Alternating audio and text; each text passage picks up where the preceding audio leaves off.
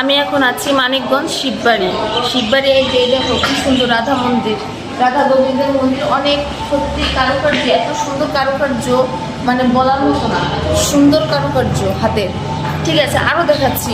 এদিকে দেখো, এই দেখো হাতে কারুকার্য, একদম সম্পূর্ণ হাতের কারুকার্য। দেখেছো রাধা কৃষ্ণের যুগলবন্দি আর কি, সম্পূর্ণ হাতে কাজ করা। আরও আছে, এটা হলো মানে রাধা গোবিন্দের চক্র, মানে গোলচক্র না, গোলচক্র বলে, গোলচক্র মানে ঘোরার জন্য। এই যে আরও আছে হাতের কারুকার্য, রাধা গোবিন্দের সখীরা।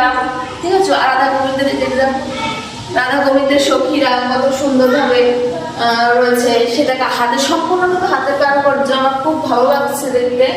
আরও আছে, এই দেখো এটা হলো কি,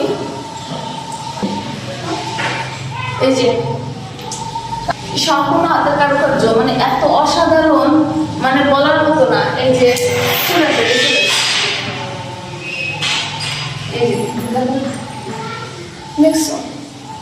দেখার মতো আকর্ষণীয় জিনিস, না আসলে আসলে বোঝা যাবে না। এই যে একটা হাতের কারুকার্য,